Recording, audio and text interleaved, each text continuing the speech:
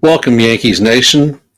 I'm Ken, and you are here at Yankees, the Ugly Truth. It's hard to believe that the 2024 season ended just a little over 3 months ago, and pitchers and catchers are reporting this week, and the 2025 season is starting to kick off. Uh, Before I start, I'd like to throw out a congratulations to the Philadelphia Eagles for winning the Super Bowl yesterday decisively against the Kansas City Chiefs. Congratulations. You guys played great. This offseason, there have been drastic changes to the Yankees lineup. The Yankees of 2024 are certainly not the Yankees that we have here in 2025. We have lost Juan Soto, Clay Holmes, Tommy Kahnle, Tim Miza, and Gleyber Torres, uh, a frontline core of the Yankees.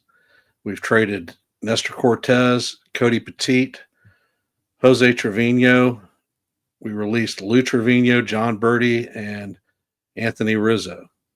So those are a lot of players that are no longer with the organization. During the off season, though, we did pick up a frontline starter, Max Fried from the Braves. We signed Paul Goldschmidt to take over duties at first base. Uh, we re-signed Tim Hill, left-handed specialist, and Gleyber Torres or Jonathan Loizaga as another power arm for the bullpen. We got a new closer in Devin Williams via the trade market. We picked up a power pitcher from the Cincinnati Reds, Fernando Cruz, a backup catcher possibly, Alex Jackson, and Cody Bellinger, also from the Chicago Cubs, take over duties in left center field, possibly a backup first baseman. The questions that I have going into this season, the one area we did not address is third base. Currently rostered, we have DJ LeMahieu, Oswaldo Cabrera, and Oswaldo Peraza. And it looks like going into spring training, there's going to be a battle to see who wins third base. Are these the quality players that I think that we should have? I just don't think so. During the 2024 season, we had little to no offensive production out of the position. Defense was adequate, but not exceptional. Alex Bregman still remains a free agent. Whether we sign him or not is a long shot. He's got a qualifying offer. If we do sign Bregman, he wants a 7-year deal. I can't see the Yankees putting themselves out on the limb. Additionally, we end up losing 2 draft picks and $1 million in IFA money. The trade market has slowed down. There has been some talk of Nolan Arenado possibly coming on board, but those talks are far and haven't progressed to the point where fans should really be getting excited about it. So we have what we have. There are other trade options available, possibly from the Reds. Whoever Bregman signs with, it should open up a player also, infielder that possibly man third or second. So there are options out there, and it's not too late. The question is, who's going to be there? Another question that we have, or that I have particularly, Jason Dominguez. He is slated to be part of our regular outfield this season. His total major career compiled is roughly 87 at-bats, a 207 batting average, 6 home runs, and he strikes out at a 31% clip. He walks about 14.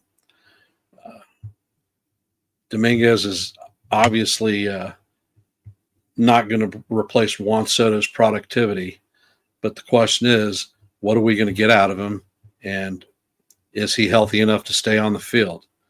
Last season was a perfect opportunity for him to break in at the major league levels, but when his time came, he was he was injured with an oblique injury and didn't come up until late August, early September, and his performance wasn't overly impressive.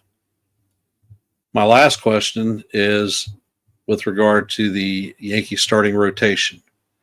At the top, we have Garrett Cole and Max Fried. Top caliber pitchers, no doubt. The other four pitchers that we have going behind them are Luis Hill, Clark Schmidt, Carlos Rodon, and Marcus Stroman. When Cole went down with his injury during spring training last year, there was a lot of serious doubt on how far the Yankees could progress with the staff that we had. But the rotation pitched out of their minds. I mean, Luis Hill looked like the second coming of a Cy Young Award winner. For the first half of the season, he was spectacular. Towards the second half, he wasn't as good. He ended up the season pitching roughly 150 innings. His record was 15-7. He had a 3.5 ERA with 171 strikeouts. Very impressive for a rookie, his first true shot at the major leagues. And he ended up winning the Rookie of the Year. The most that Hill had pitched in his professional career, even in the minors, was only 96 innings. He far surpassed what he was used to pitching. The question that I have about Hill is, how is he going to be affected by the large number of innings that he pitched last season? Does it put him at risk for injury? Is his performance going to improve or decline? Towards the latter part of the season, it seemed to me that he was out of gas. He was just tired. The second member of the rotation that I have questions about is Clark Schmidt. In 2023, Schmidt pitched 159 innings. He went 9-9. He had a 4.42 ERA with 149 strikeouts. But during last season, he ended up getting injured. He only pitched 85 innings. His record was 5-5. He had a 2.85 ERA, very impressive, and 93 strikeouts. The problem that I think happened is overuse the previous season, not being stretched out, and he got injured. During the regular season, the problem that I saw is that he was good for about 75 pitches or 5 innings, and then he was done, and we had to rely heavily on our bullpen. Is this a bounce back season for Schmidt? Is he going to be able to throw the amount of innings that he did in 2023? The last real question that I have with regard to the rotation is Carlos Rodon. In 2023, he had a injury-plagued, horrible season. He pitched only 64 innings. His record was 3-8. His ERA was a 6.85. He had 64 strikeouts and was booed mercilessly by Yankee fans throughout the entire season. He was our number one get for free agent signings, and his performance certainly didn't warrant the paycheck that he got for the season. Last year, he did manage to pitch 175 innings. He had a 16-9 record, 3.96 ERA with 195 strikeouts. Definitely a bounce back season for Carlos. Question is, what version of Carlos Rodon are we going to get this season? Thus far, it's only God knows what that is going to be. Hopefully he can pitch close to the standards that he did last year. He did have a couple of months where he couldn't get out of the third inning and gave up at least 8+ runs. So hopefully that dragon doesn't rear its ugly head. But I'm glad that the 2025 season is starting.